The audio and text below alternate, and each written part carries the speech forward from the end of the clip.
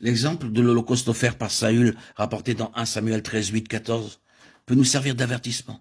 Il offrit lui-même l'Holocauste au moins pour 3 raisons. Tout d'abord, il voyait que le peuple se dispersait loin de lui. Ensuite, Samuel n'était pas venu au temps fixé. Et enfin, les Philistins s'étaient rassemblés à Michmash et étaient sur le point de venir l'attaquer à Gilgal. À cause de tout cela, il s'était fait violence pour offrir l'Holocauste. Saül n'avait rien fait de mal car il avait offert un sacrifice au Seigneur. Il pensa dans son cœur, comment pouvoir recevoir l'aide si nécessaire du Seigneur sans prier. Il en conclut que s'il priait davantage, il s'attirerait les faveurs de Dieu.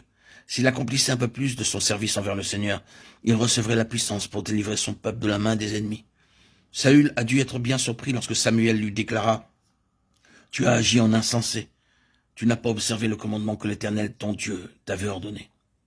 L'Éternel aurait affermi pour toujours ton règne sur Israël, et maintenant ton règne ne durera pas. L'Éternel s'est choisi un homme selon son cœur, et l'Éternel l'a destiné à être le chef de son peuple, parce que tu n'as pas observé ce que l'Éternel t'avait commandé. 1 Samuel 13, 13, 14. Le « je me suis dit » au verset 12 de Saül n'était pas un ordre de Dieu. Par cela même, nous apprenons que Dieu désire que nous le servions selon ses ordres, et non pas d'après nos pensées ou nos suppositions. Toute œuvre qui a pour base nos suppositions ou nos plans sera rejetée par le Seigneur, car il cherche un homme selon son cœur. Il apprécie beaucoup plus notre obéissance que ce que nous faisons. Écouter sa parole vaut mieux que la graisse des béliers. 1 Samuel 15, 22. Chaque serviteur de Dieu doit se souvenir de cela. Trop souvent, nous nous hâtons pour faire les choses comme le fit Saül. Nous avons du mal à croire que Dieu n'est jamais en retard. Nous ne sommes pas capables d'attendre son heure.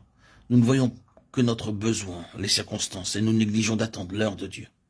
C'est ainsi que nous faisons ce que le Seigneur ne nous a pas ordonné. Nous savons que Saül fut rejeté par Dieu, parce qu'il avait été trop zélé, trop impatient d'offrir le sacrifice et trop hâtif dans la prière. Les raisons qui l'ont poussé à agir étaient nombreuses et variées.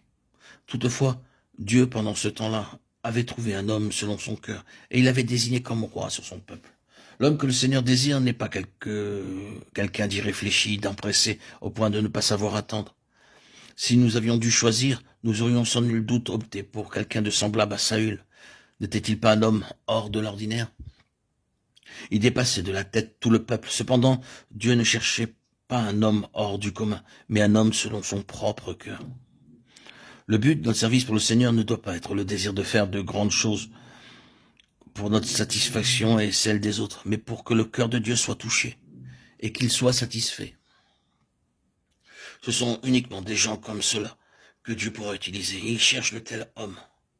Tu as agi en insensé, tu n'as pas observé le commandement que l'Éternel, ton Dieu, t'avait ordonné. L'Éternel aurait affermi pour toujours ton règne sur Israël, et maintenant ton règne ne durera point. L'Éternel s'est choisi un homme selon son cœur, et l'Éternel l'a destiné à être le chef de son peuple, parce que tu n'as pas observé ce que l'Éternel t'avait commandé. 1 Samuel 13, 13, 14.